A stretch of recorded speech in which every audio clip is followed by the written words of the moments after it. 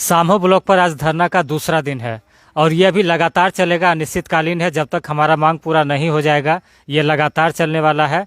संख्या धीरे धीरे जो है कभी घट बढ़ रहा है वो अलग बात है, लेकिन लोग जागरूक हो रहे हैं धीरे धीरे, क्योंकि कुछ लोग हमारे विरोध में भी लगे हुए हैं जो लोगों को यहाँ आने से रोक रहे हैं। आखिर कौन लोग हैं, क्या उनका मकसद है, अलग बात है, लेकिन लोग धीरे धीरे जागरूक हो रहे हैं, आ रहे हैं, समय दे रहे हैं। अभी कुछ काम में भी लोग बिजी हैं, लेकिन 5 से 6 दिन के बाद अगर अभी मांग पूरा नहीं किया जाएगा तो व्यापक रूप से यहाँ पर जो है धरना किया जाएगा और पूरा बंद कर दिया जाएगा इस जगह को। बार बार ये चेतावनी दी जा रही है, हालांकि प्रशासन की तरफ से इस पर कोई एक्शन नहीं लिया जा रहा है, लेकिन समय रहते एक्शन ले लिया जाए, इसीलिए अभी जो है आराम से यहाँ पर काम किया जा रहा है। और जो उपस्थित हैं इनसे भी हम 2-2 शब्द कहेंगे बोलने के लिए। जी, इस अंचल क्षेत्र में बाढ़ की घटना में शुरू दिन जो यहाँ धरना का आयोजन किया गया था उसी में हम व्यक्त कर चुके थे। जो लोगों का अनुभव इतना कमज़ोर है या जो पदाधिकारी हैं उनका इतना समझ कमज़ोर है कि वो ये नहीं समझते हैं कि आपदा किसको कहते हैं। आपदा इतना भयंकर आया, इतना अचूक रूप से आया जो यहाँ का एक भी पब्लिक संभल तक नहीं पाया और उसका आपदा कौन के महाआपदा से उसको गुजरना पड़ा और प्रशासन से कुछ भी नहीं हो पाया। अब वो कहता है कि जब यहाँ हमसे कुछ ओरियाबे नहीं किया तो हम क्यों कहें कि यहाँ आपदा हुआ है या क्यों इसको हम बाढ़ घोषित कर दें। ये सबसे बड़ी विडंबना है इस सरकार में। भी मेरी ही राशि है, मेरा ही सारा टैक्स जमा हुआ है और हम जब विपत्त में हैं तो उस परिस्थिति में जो निर्धारित मापदंड के अंतर्गत हम लोगों को मिलना चाहिए समय के अनुकूल राशि, जो क्षतिपूर्ति के रूप में है, जो तत्काल के रूप में है, वो नहीं दिया जा रहा है इन सीओ साहब के कारण से। चूँकि इन्होंने इसको आपदा नहीं माना, इस बाढ़ को घोषित करने में इन्होंने कहा कि कोई ऐसा आयाम नहीं आया है जो हम उसको घोषित कर दें। इसीलिए हम सरकार से यह मांग करते हैं कि जो हमारे संवाददाता के द्वारा या मेरे साथ धरनार्थी जो हैं इनके द्वारा यह दिया गया बयान कि हम इसको तेज करेंगे, बिल्कुल तेज करने की ज़रूरत है। यहाँ रात दिन जो है धरना प्रदर्शन चलेगा और इन लोगों का काम काज जो है कार्यालय को बंद कर दिया जाएगा। इसी के साथ हम अपने वाणी को विराम देते हैं। जय हिंद, जय भारत। बोलो, कुछ कहो बाबा। नहीं कहो तो आज जो हम लोग धरना पर बैठे हुए हैं सभी जनसमूह के लिए और रहेंगे भी। और सीओ साहब को आज फ़ोन किए तो बोले कि जो हम बेगूसराय में अभी कल आएंगे, परसों आएंगे। हम लोग जब तक नहीं आएंगे तब तक यहाँ धरना पर बैठे रहेंगे।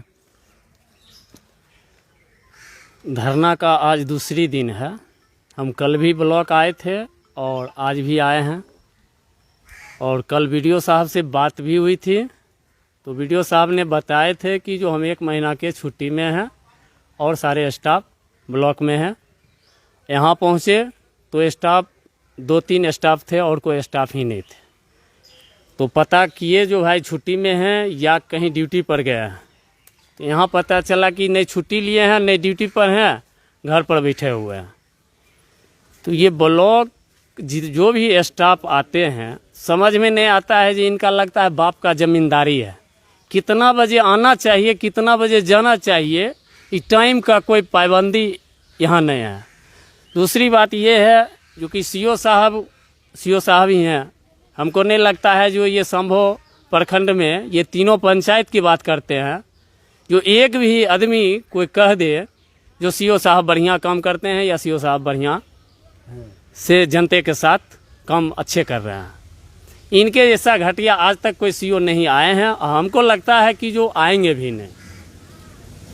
और दूसरी बात ये है जो सबसे गलती हम लोग में है, जो कि हम जनता जो हैं सब मूर्ख हैं, वैसे गलत आदमी को चुन लेते हैं जो कि 5 साल हम लोग को कुत्ते के जैसे तड़पना पड़ता है। मेरा ही पैसा मेरे से ही लिया जाता है और ये लोग को सैलरी दिया जाता है और हम लोग जो जाते हैं कुत्ते की तरह जाते हैं, वहाँ से धुतला कर भगाया जाता है। जो जाइए सीओ साहब नहीं है, ये काम नहीं होगा, ये काम नहीं होगा, कोई काम करवाने के लिए आइए 100-200 रुपया दीजिए तब काम होगा। और 2-4 दलाल है जो कि आगे पीछे करते रहता है ब्लॉक में। दूसरी बात ये है जो हम प्रतिनिधि जो चुने हैं बहुत सपने के साथ चुने थे जो हमारे नया प्रतिनिधि मटिहानी विधानसभा क्षेत्र में आए हैं और कुछ अच्छे काम करेंगे, लेकिन हम लोग को पता नहीं था जो इतना बढ़िया हम चुन लिए हैं। शायद अगर पता रहता तो राजकुमार जी को वोट हम लोग नहीं करते। और फोन भी किए थे और आए संभव आए और देखे भी, देखने के बावजूद भी वो हम लोग के साथ अगर खड़े होते तो इस तरह की बातचीत नहीं होती और आज हम लोग को धरना का कोई आवश्यकता नहीं होता। तो इसमें बात यही है, जो 2 साल तो कष्ट 2.5 साल किए, 2-2.5 साल और कष्ट करेंगे, फिर जनता प्रतिनिधि को जवाब देगी जो इनका करनी का फल क्या मिला। वो 5 साल पूरा होने के बाद उनको पता चल जाएगा।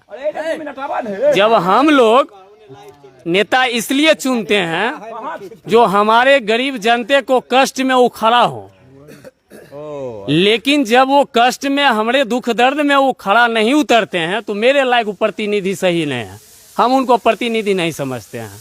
अच्छा, इसमें तो हम डीएम का भी दोष मानेंगे। हुआ ये कि जब जिस दिन विधायक जी आकर गए हैं उस दिन से तो पानी तेजी से बढ़ना शुरू ही हुआ था, उसके बाद लगातार 4 दिन तक पानी बढ़ा है।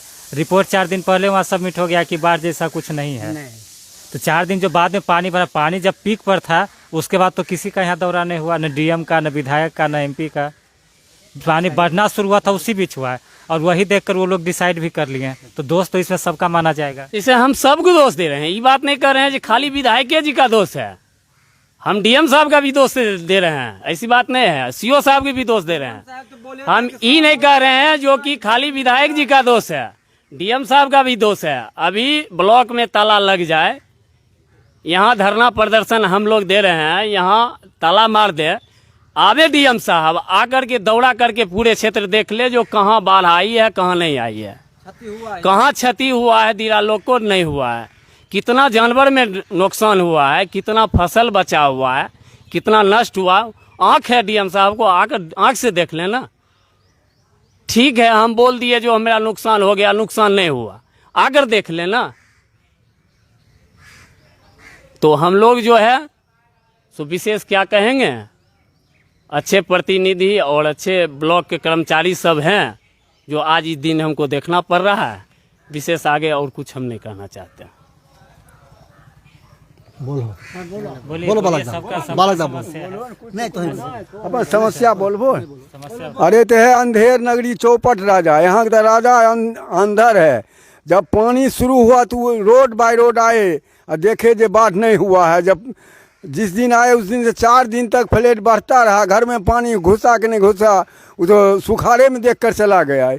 यहाँ के जनता बेहाल है सही में। हमारे अगला वक्ता भाई बोले जो हम प्रतिनिधि हैं गलत चुने हैं, प्रतिनिधि यहाँ का गया गुजरा है जो हम लोगों को हम मदद के लिए चुने थे, लेकिन हम जो सोच के चुने वो बात हमको नहीं हुआ। इतना ही करके हम अपने वाणी को विराम देते हैं। 4 चक्का से एरोप्लेन से बाढ़ का बहुत प्रकोप हुआ शंभू प्रखंड में। इसके लिए जान माल और फसल का बहुत नुकसानी हुआ। ऐसा हुआ जो आदमी भी इस बाढ़ के कारण बहुत डूबे हैं और यहाँ पर कोई राहत का नहीं उपलब्ध हुआ है। इसलिए यहाँ का जनता बहुत परेशान में है और आशा देख रहा है कि कब बाढ़ के राहत यहाँ बटे, नहीं तो हम भूखे हैं, भूखे रहेंगे। बहुत स्थिति खराब है और कृषि कार्य में बहुत से परेशानी होगा। किसान लोग खाद बीज दवा कहाँ से लाएगा इसका कोई भरोसा नहीं है। जय। बिल्कुल। तो सब लोग एक ही बात बोल रहे हैं कि इसमें देखना क्या, मतलब देखने वाली चीज़ है। डीएम सर यहाँ पर आए, विजिट करके जो है अपना देख कर जाए।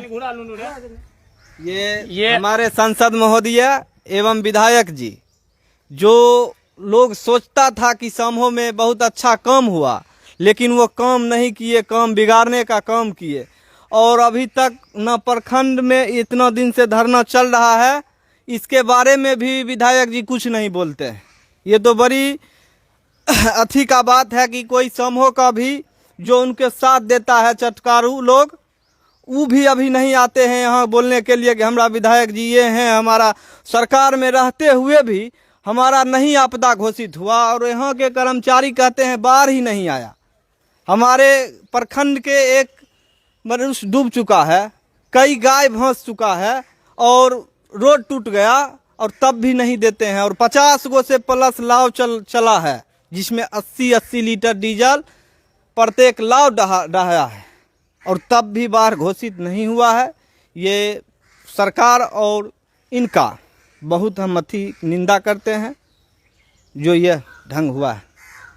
बिल्कुल, जैसा कि पानी बढ़ते रहा और पानी बढ़ने के बाद जब पानी पीक पर था उसके बाद किसी का दौरा नहीं हुआ, न विधायक का, न डीएम का, न एमपी का, किसी का दौरा नहीं हुआ। यहाँ जो कागज़ पर लिख के आगे बढ़ा दिया गया उसी को सही मान लिया गया है और उसी के आधार पर फैसला हो गया है। तो अभी भी अपील करेंगे कि अभी भी कुछ नहीं बिगड़ा है, आकर अभी भी देखिएगा तो पता लग जाएगा कि कितना पानी आया था, कितना नुकसान हुआ है, देखने का चीज़ है। अब यही अगर 1 महीने बाद आएगा तो शायद पता नहीं चल पाए, फिर लोगों के बात पर आपको विश्वास करना पड़ेगा। अभी समय है कि आप आकर देख सकते हैं। और तो बोले थे, बहुत उम्मीद लगाकर बोले थे कि समूह में इतना हमको स्वागत मिला, भव्य स्वागत मिला।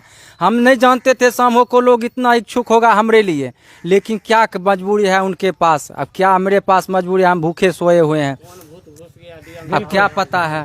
बिल्कुल बिल्कुल, यहाँ स्वागत सबका होता है, स्वागत में कमी नहीं रहती है, लेकिन सामने से भी इसका जो है मिलना चाहिए, वो नहीं मिल रहा है। पब्लिक यहाँ बहुत परेशान है और धरना लगातार चलेगा और हो सकता है विकराल रूप ले ले।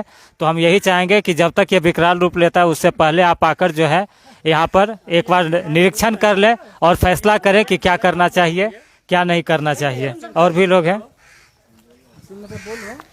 समूह प्रखंड तो पूरी तरह से डूब चुका है सर। यहाँ किसानों लोगों को बहुत तबाही मचा हुआ है। यहाँ किसान लोग तो अब भूखे मर रहे हैं, गाय माल भी पशु भी अभी भूखे मर रहे हैं। इसलिए यहाँ पर कुछ मुआवजा दिया जाए।